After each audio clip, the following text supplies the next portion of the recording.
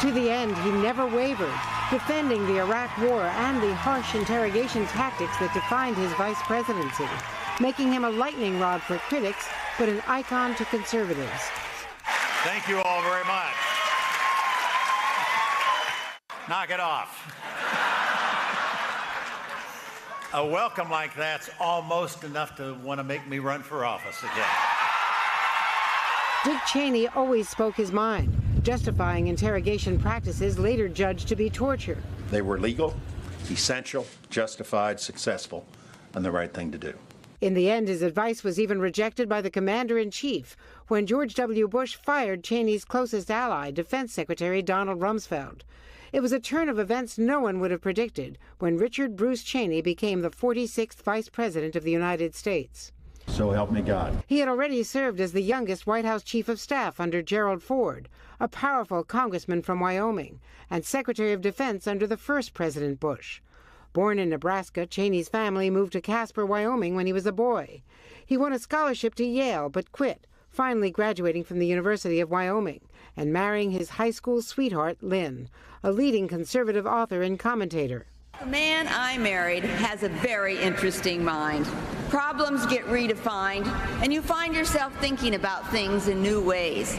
The Cheneys had two daughters, Mary, mother of two, whose same-sex marriage was strongly supported by her parents well before the Supreme Court weighed in, and Liz, mother of five and her father's political heir, elected to Congress from Wyoming just like he was, but incurring the wrath of Donald Trump for standing up against the former president and investigating the January 6th insurrection. In 1989, as the first President Bush's Secretary of Defense, Dick Cheney became known as the cool-handed leader of the first Gulf War against Saddam Hussein. 3 o'clock Thursday morning in the Gulf, the armed forces of the United States began an operation at the direction of the president. During the Clinton years, Cheney made millions as CEO of Halliburton, the Dallas-based oil equipment company, until George W. Bush asked him to lead the search for a running mate in 2000, and Cheney ended up taking the job himself. He quickly became the most visible take-charge vice president in memory, briefing the press, briefing Congress, briefing the president. The main reason I'm there is to serve him. He needs people around him who care only about his success, who are prepared to give him honest advice and never sugarcoat it. He helped shape a cabinet some said looked more like Cheney's than Bush's, in a White House that for a while appeared to be a co-presidency. Cheney was the prime mover behind the theory, later proven wrong, that Saddam Hussein had weapons of mass destruction. We know he's been absolutely devoted to trying to acquire nuclear weapons, and we believe he has, in fact, reconstituted nuclear weapons.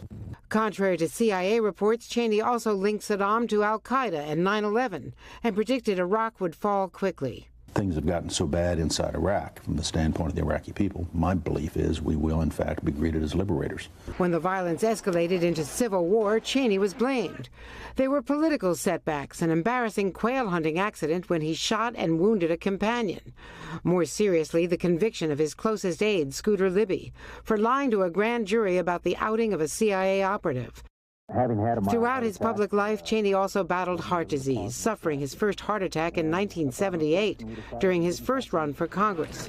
Just days after being elected vice president, he underwent a procedure to open a clogged artery, and soon after a pacemaker. Once out of office, Cheney underwent a successful heart transplant. Still, to the end, he stuck to his deeply conservative roots, making him one of the most powerful and controversial vice presidents.